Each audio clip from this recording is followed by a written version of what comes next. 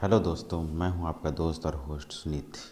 आज हम important nursing question part 3 के बारे में डिस्कस करेंगे। तो चलिए जानते हैं क्वेश्चंस के बारे में।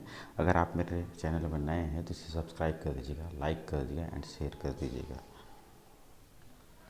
पहला है total number of bones in human body. ये आप सभी लोग जानते हैं, बट ये क्वेश्चन भी आता है तो मैं इसको ऐड कर दिया हूँ। तो इसका ए है 306, बी है 206, सी है 106 एंड डी है 406। जो इसका आंसर है वो है 206। अगला क्वेश्चन है eruption of teeth starts at the age of month. मतलब बच्चे में जो दांत उगने का जो प्रोसेस होता है कितने मंथ में स्टार्ट होता है।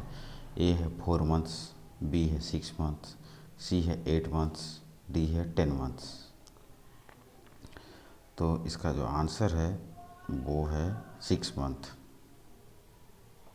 अगला क्वेश्चन है the nerve, sorry N E लिखा हुआ है यहाँ पे, इसका जो होगा नर्व होगा, नर्व ये जो है नर्व है, छूट गया है।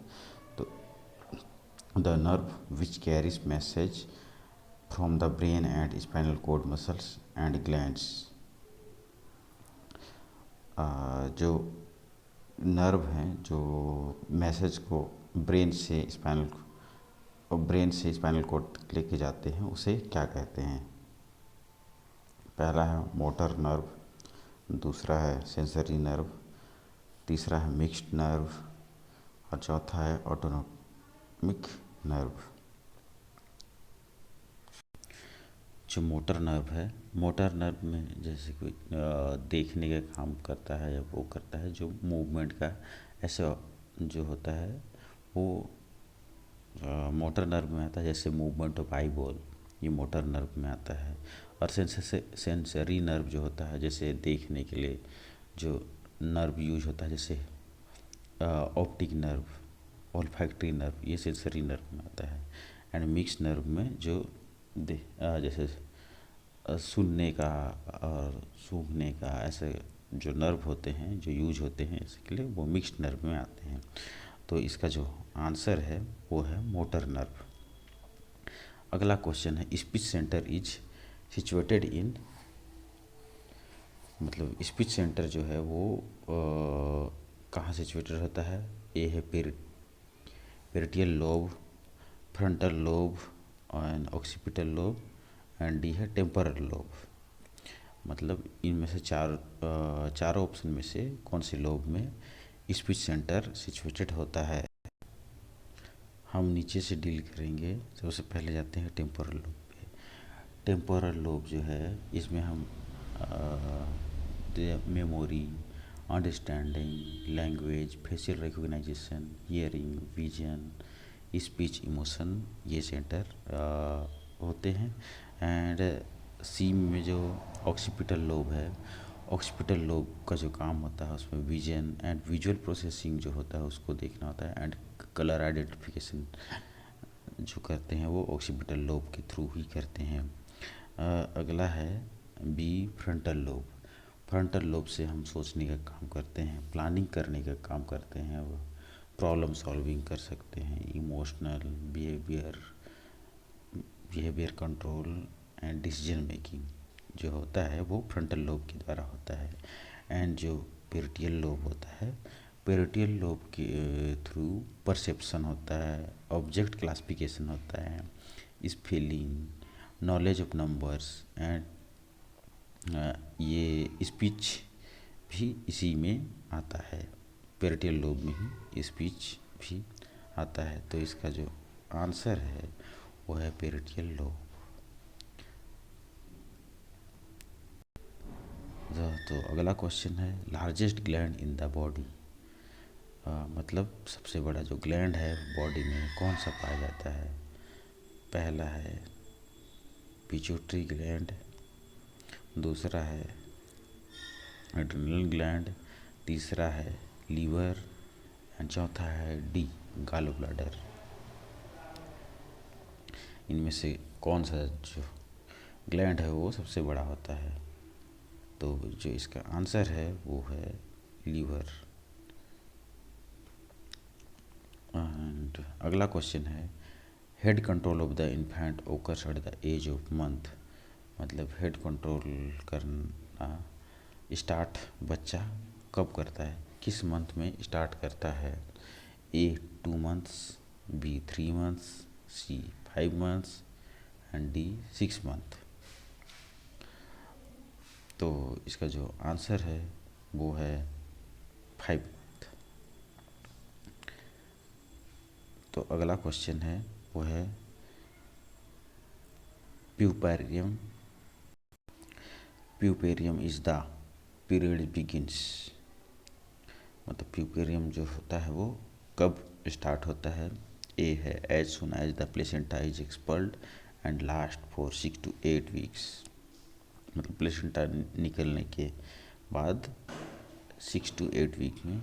एंड बी है as soon as the baby is expelled and last for 6 to 8 weeks। मतलब जो बेबी एक्सपल्ड होता है उसके 6 to 8 weeks। And C as soon as the membrane rupture मत and last for 6 to 8 weeks। मतलब जो है मेम्ब्रेन रप्चर होने के बाद उसके बाद 6 से 8 वीक में। एंड डी है as soon as the placenta is expelled and last for 10 to 12 weeks। मतलब प्लेसेंटा बाहर आता है उसके जो 10 और 12 weeks के बीच में स्टार्ट होता है। तो इसका जो आंसर है वो as soon as the placenta is expelled and last for 6 to 8 weeks। मतलब परप्यूरम का मतलब होता है कि जो रिप्रोडक्टिव ऑर्गन जो है वो रिपेयर होना कब से स्टार्ट होता है तक रिपेयर हो जाता है। तो इसका जो आंसर है वो है as soon as the placenta is expelled and last for 6 to 8 weeks। 6 to 8 weeks में रिपेयर हो जाता है। अगला क्वेश्चन है, when the umbilical cord lies in front of the presenting part and the membrane are intact it known as. A है cord prolapse, B है cord presentation, C है cord pulsation and D है cord delivery. मतलब जब umbilical cord जो है presenting part मतलब जो निकलने वाला पार्ट होता है, वजन का जो ओपनिंग होता है वहाँ पे आ जाता है and the membrane are intact is membrane छू लेता है, उसे क्या कहते हैं? ए है कोड प्रोलेप्स, बी है कोड प्रेजेंटेशन, सी है कोड पल्सेशन, डी है कोड डिलीवरी। तो पहला है cord prolapse. Cord cord prolapse का मतलब है जैसे अगर बेबी एक्सपल होने वाला रहता है, मान लीजिए ये बेबी आउट होने वाला है, तो बेबी यहाँ पे होगा और उसका जो जो कोड होगा वो बाहर पहले ही आ जाएगा, ऐसे उसे कोड प्रोलेप्स बोलते हैं। एंड कोड प्रेजेंटेशन है जो ये होता है, ये मतलब ये है यहाँ से वजाइना बाहर आने का है। यहाँ पे जो बेबी है वो बेबी जो है उसका जो कोड है वो पहले आता है, मतलब यहाँ जो है मेम्ब्रेन को यहाँ पे टच कर जाता है तो फिर ये यहाँ पे होता है, प्रेजेंट करता है, तो इसे बोलते हैं कोड प्रेजेंटेशन। तो इसका जो आंसर है वो है कोड प्रेजेंटेशन। अगला क्वेश्चन है, starting of menstrual cycle is called.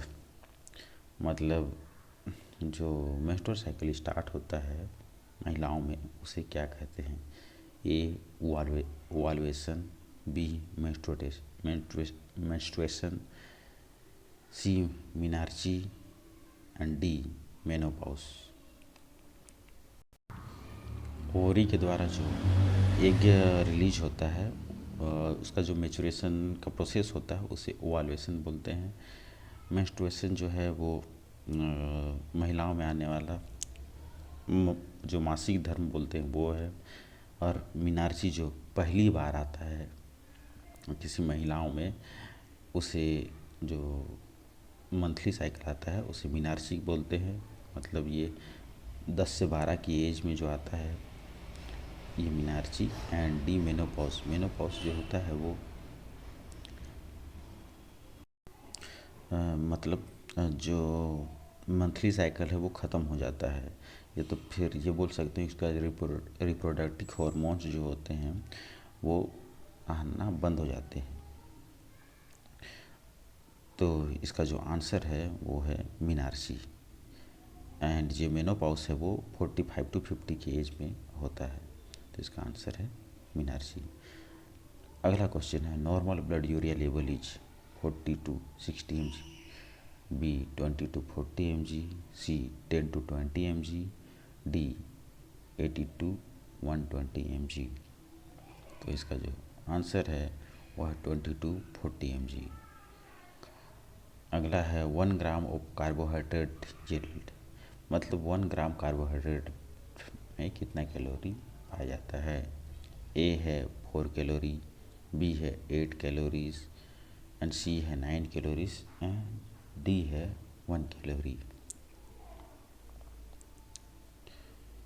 तो इसका जो आंसर है वो है 4 कैलोरीज। अगला क्वेश्चन है a method of making the victim to breathe possibly, मतलब जो कोई एक्सीडेंट हो गया है या कोई पेशेंट ब्रीथ नहीं दे पा रहा है तो उसे हम जो आर्टिफिशली या उसे सांस देते हैं उसे हम क्या कहते हैं। ए है आर्टिफिशियल रेस्पिरेशन, बी है स्पॉन्टेनियस रेस्पिरेशन, सी है डीप ब्रीथिंग, डी है कुशमल ब्रीथिंग। जो आर्टिफिशियल ब्रीथिंग है जो हम लोग माउथ टू माउथ देते हैं, या तो फिर जो हम लोग एम्बू के थ्रू देते हैं वो आर्टिफिशियल रेस्पिरेशन है। स्पॉन्टेनियस रेस्पिरेशन जो है हम लोग जो नेचुरल लेते हैं वो है। डीप ब्रीथिंग जो अगर पेशेंट सांस नहीं ले पा रहा है, जो उसे ऑक्सीजन की ज़्यादा ज़रूरत है, तो वो लंबा लंबा जो सांस लेता है एकदम लंबा खींच खींच के सांस जो लेता है उसे डीप ब्रीथिंग बोलते हैं। और कुसुमल ब्रीथिंग है, इसका मतलब है कि ना जो कुसुमल ब्रीथिंग है वो इसमें इसे जैसे भूखा इंसान होता है उसे खाने की भूख होती है उस टाइप से इसमें सांस लेना पड़ता है। इससे ऑक्सीजन की बहुत कमी हो गई रहती है तो वो सांस जो लेता है, बहुत सांस लेता है लंबा लंबा और डीप लेता है, उसे कुसुमल ब्रीथिंग बोलते हैं। मतलब इसे हम लोग एयर हंगर भी बोल सकते हैं। तो इसका जो आंसर है वो है आर्टिफिशियल रेस्पिरेशन। अगला है question minute this world blood vessel between the ends of the arteries and beginning of the vein is called. A arteries, B veins, C capillaries, D alveoli. मतलब जो ब्लड वेसल जो होते हैं वो artery के and में और when के बिगिनिंग में जो एक्सचेंज करते हैं उसे हम क्या बोलते हैं, उस वॉल को हम क्या बोलते हैं। पहला है आर्टरीज, आर्टरीज जो हम ऑक्सीजनेटेड ब्लड जिसमें कैरी करता है वो, एंड वेन जो है डीऑक्सीजनेटेड ब्लड जो कैरी करता है, एंड कैपिलरीज जो है, कैपिलरीज जो है जहाँ हम सोचते हैं ब्लड एक्सचेंज होता है, जहाँ पे ये आर्टरीज एंड वेन्स का जो ब्लड है वो एक्सचेंज होता है। जैसे जो कैपिलरीज हैं वो हमारे ये हमारे हाथ एंड पैर दोनों में पाए जाते हैं।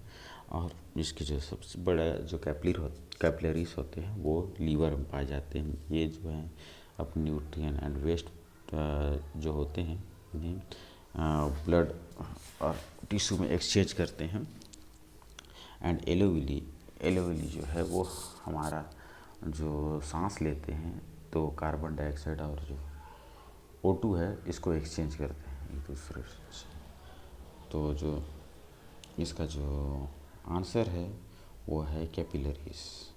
अगला है a waste gas produced by the body and exhaled through the lungs is A carbon dioxide, B carbon monoxide, C nitrogen peroxide, D oxygen.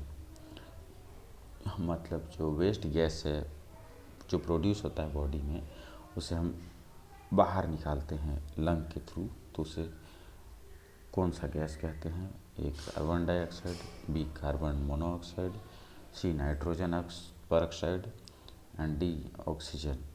तो इसका आंसर है वो है कार्बन डाइऑक्साइड। अगला है a condition characterise by moving of bones out joint. मतलब जो bone है वो अलग हो गया है, उसे क्या कहते हैं? ए फ्रैक्चर, बी स्प्रेन, सी स्ट्रेन, डी डिसलोकेशन। ए जो है फ्रैक्चर, ये फ्रैक्चर मतलब टूट गया है, पूरा टूट के ऐसा अलग हो गया है हड्डी, इसे फ्रैक्चर बोलते हैं। स्प्रेन जो होता है, ये जो स्प्रेन होता है वो जो जॉइंट को कनेक्ट करता है, जैसे ये घुटने का जॉइंट हो गया, ये यहाँ का जो टिश्यू होता है उस वहाँ स्ट्रेन हो जाता है, खींच जाता है, उसे बोलते हैं स्प्रेन। एंड स्ट्रेन जो है उसमें मसल खींच जाता है, जिसे हम लोग मसल खींच गया है बोलते हैं, वो स्ट्रेन कहलाता है। एंड डिसलोकेशन का मतलब होता है कि वो जो हड्डी है वो हल्का सा इधर ऐसे खिसक गया है या तो फिर इधर खिसक गया है, उसे डिसलोकेशन बोलते हैं। लोकेशन जो थोड़ा सा चेंज हो जाता है, तो इसका जो आंसर है वो है डिसलोकेशन। अगला है a tube of muscle tissue carrying ingested food from the mouth to stomach. जो ट्यूब होता है जो फूड को माउथ से स्टमक तक पहुंचाता है, उसे हम क्या कहते हैं? ए है ओसोफागस, बी है डुडेनम, सी है ट्रैकिया, डी है फारेंक्स। जो ट्रैकिया है और फारेंक्स, तो ये इस क्वेश्चन से अलग ही है, क्योंकि जो ट्रैकिया है जो विंड लाइक स्ट्रक्चर होता है, वो उसे ट्रैकिया कहते हैं, जिसे सांस लेने के लिए जो यूज होता है। एंड फारेंक्स जो होता है वो ट्रैकिया के ऊपर पाया जाता है। डुडेनम जो होता है स्मॉल इंटेस्टाइन का पार्ट होता है। एंड ओसोफागस जो होता है ये जो है डाइजेस्टिव सिस्टम का ही पार्ट होता है, जो माउथ से लेके स्टमक तक जो है भोजन को या फूड को पहुंचाता है, इसे हम लोग ओसोफागस बोलते हैं, और इसका जो आंसर है वो ओसोफागस ही है। अगला क्वेश्चन है red pigment in the blood cells which combines with oxygen and carbon dioxide for carrying them. मतलब जो ब्लड सेल हैं जो कंबाइन होते हैं ऑक्सीजन और कार्बन डाइऑक्साइड से ऑक्साइड को कैरी करते हैं, उसे क्या कहते हैं? ए है रेड ब्लड सेल, बी है हीमोग्लोबिन, सी है प्लेटलेट, डी है प्लाज्मा। जो प्लाज्मा है ये जो बॉडी को नीड होता है, जो प्रोटीन, हार्मोन्स, न्यूट्रिशन, उसको कैरी करता है, उसको प्रोवाइड करता है। एज प्लेटलेट जो है वो ब्लड क्लॉटिंग सिस्टम है, ब्लड क्लॉटिंग के लिए काम आता है। Haemoglobin and red blood cell जो है रेड ब्लड सेल, हीमोग्लोबिन जो है वो ऑक्सीजन और कार्बन डाइऑक्साइड को कैरी करता है। इसका आंसर है, तो इसका आंसर जो बी है हीमोग्लोबिन। अगला है information given by the suffer about his illness. Information जो दिया गया है, जो सफ़र कर रहा है उसके द्वारा जो इलनेस है, मतलब जो जिस बीमारी से वो जूझ रहा है उसका जो इन्फॉर्मेशन दिया गया है उसे क्या कहते हैं? ए साइन, बी सिम्टम, सी ऑब्जर्वेशन, डी डायग्नोसिस। तो इसका जो आंसर है वो बी सिम्टम है। जैसे ऑब्जर्वेशन जो हम लोग ऑब्जर्व करके जो देखते हैं, मतलब वो उसके द्वारा कुछ नहीं बताया गया, पेशेंट के द्वारा कुछ भी नहीं बताया जाता है, वो खुद हम लोग ऑब्जर्व करते हैं, वो ऑब्जर्वेशन होता है। और डायग्नोसिस ऑब्जर्व करने के बाद जो हम जो डॉक्टर बनाते हैं डायग्नोसिस, क्या क्या प्रॉब्लम है, वो डायग्नोसिस होता है। सिम्टम्स जो बता रहा है पेशेंट, और हम लोग जो देख रहे हैं सिम्टम्स कि उनको क्या हो रहा है, जैसे फीवर है तो उसे उसका बॉडी गर्म है, और वो तो चीज़ सिम्टम में आते हैं। तो अगला क्वेश्चन है, characteristics of the blood flow due to artery bleeding is the following except. मतलब जो आर्टरी ब्लीडिंग का जो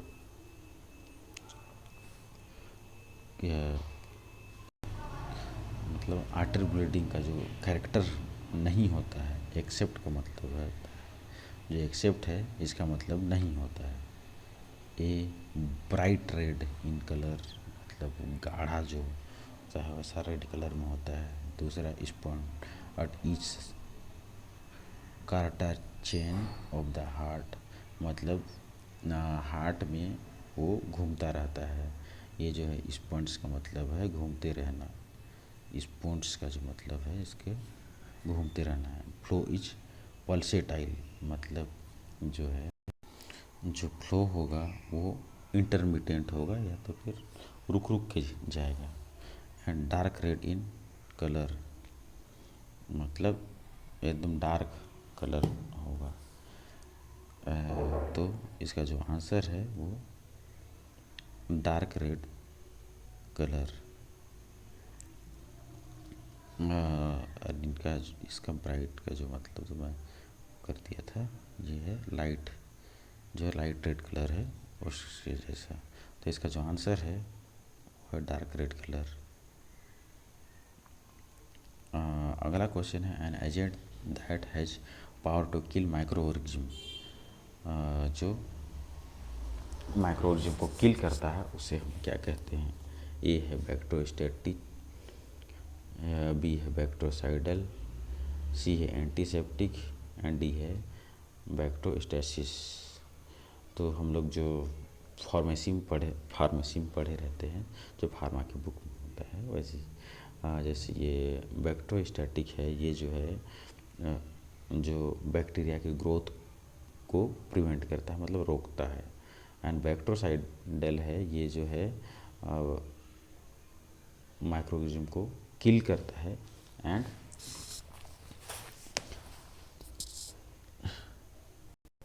बैक्टोसाइडल जो है वो माइक्रोऑर्गेनिज्म को किल करता है। एंड एंटीसेप्टिक जो है जो एंटीसेप्टिक जो क्रीम या तो फिर लिक्विड होगा वो वुंड या कट को इन्फेक्टेड होने से बचाता है। तो इसका जो आंसर है वो बैक्टोसाइड है। अगला है, strength of Savlon for cleaning of wound. A 1:10, B 1:100, C 1:1000 and D 1:10,000। तो इसका आंसर है 1:10। अगला है, इन्फ्लामेशन ऑफ द टंग, मतलब जीभ में जो इन्फ्लामेशन हो जाता है उसे क्या बोलते हैं। ए है ग्लोसाइटिस, बी है जिंजिवाइटिस, सी है स्टोमाटाइटिस एंड डी है पैरोटाइटिस। ये जो पैरोटाइटिस है, ये जो नेक और ये फेस के बीच में जो इन्फ्लामेशन हो जाता है उसे पैरोटाइटिस बोलते हैं। एंड स्टोमाटाइटिस जो है वो होल माउथ में जो इन्फ्लामेशन हो जाता है उसे बोलते हैं। और जिंजिवाइटिस जो है मसूड़े में, ये जो है दांत के मसूड़ों में जो इन्फ्लामेशन होता है उसे बोलते हैं जिंजिवाइटिस। एंड ग्लोसियाइटिस जो है ये इन्फ्लामेशन ऑफ टंग, मतलब जीभ में होता है, उसे बोलते हैं। तो इसका आंसर जो है ए है ग्लोसाइटिस। अगला है, following are predisposing cause for bed sore except. A है impaired circulation, B lowered vitality, and C emaciation, and D anorexia. Impaired circulation का मतलब सर्कुलेशन जो है वो रुक जाना है। एंड लोअर्ड विटालिटी का मतलब है कि जो पावर कम हो जाना, शक्ति कम हो जाना, उनका जो चलना फिरना बंद हो जाना वो होता है। इमेसिएशन का मतलब दुर्बलता, एंड डी है एनोरेक्सिया। तो इसका जो आंसर है, ये तीनों जो अपना ए बी एंड सी जो है रिलेटेड है बेड सोर्स से ही, जो इससे जो रिलेटेड नहीं है वो है एनोरेक्सिया। तो इसका आंसर जो है एनोरेक्सिया, क्योंकि इसमें एक्सेप्ट जो दिया है, एक्सेप्ट का मतलब नहीं होता है, इनमें से कौन सा नहीं है, तो इसका आंसर जो है वो एनोरेक्सिया है। तो अगला है inability to sleep is termed as, जो हम सो नहीं पाते हैं उसे क्या बोलते हैं? Dyspepsia, डिजनिया, anorexia, insomnia. और पहला है डिस्पेप्सिया। डिस्पेप्सिया इंडाइजेशन को बोलते हैं।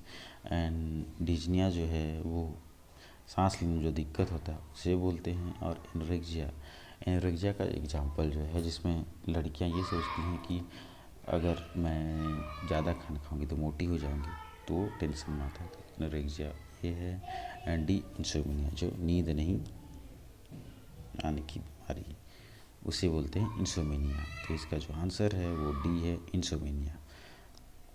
अगला क्वेश्चन है, tobacco contains a poisonous substance cold, मतलब जो टोबैको में कौन सा पॉइजनस सब्सटेंस पाया जाता है?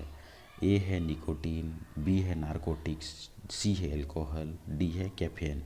इनमें से कौन सा जो पॉइजनस सब्सटेंस है वो पाया जाता है? तो इसका जो आंसर है, सॉरी, निकोटीन है इसका answer. Disease caused by allergic disease is called, मतलब जो डिसीज़ है वो एलर्जिक की वजह से होता है उसे क्या कहते हैं? ए अस्थमा, बी ट्यूबरक्लोसिस, सी कैंसर, डी गैस्ट्रोएंटेरिटिस। तो इसका जो आंसर है वो है अस्थमा, ये जो एलर्जी के द्वारा होता है। और ट्यूबरक्लोसिस जो है वो माइकोबैक्टीरियम ट्यूबरक्लोसिस की वजह से होता है। और कैंसर जो रेडिएशन की वजह से, एंड अदर जो और कॉजेज उनकी वजह से होता है। तो इसका आंसर जो है वो है अस्थमा। अगला क्वेश्चन है, an adult has litre blank litres of blood in his body, मतलब उनकी बॉडी में कितना ब्लड पाया जाता है? ए है 7.8, बी है 5.6, सी है 9.10, डी है 2.3। तो इसका जो आंसर है वो 5.6 है।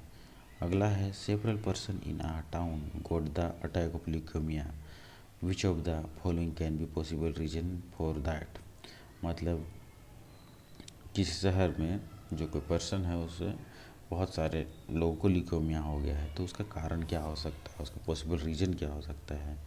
पहला है expose to radiation, B drinking polluted water, C smoking, D breathing in impure air.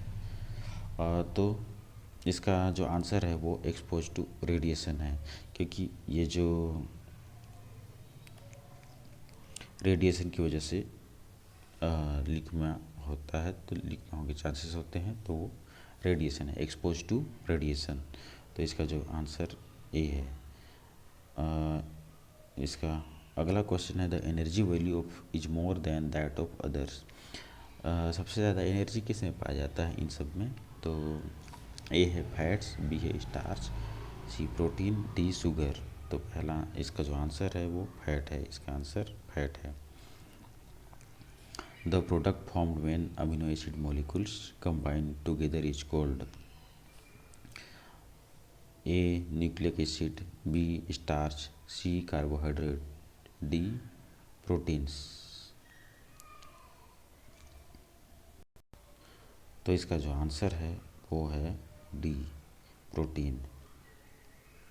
अगला है, Women having normal limbs may sometimes give birth to babies with deformed limbs. This must be due to A. Spontaneous generation, B. mutation, C. inheritance of acquired character, D. Natural selection.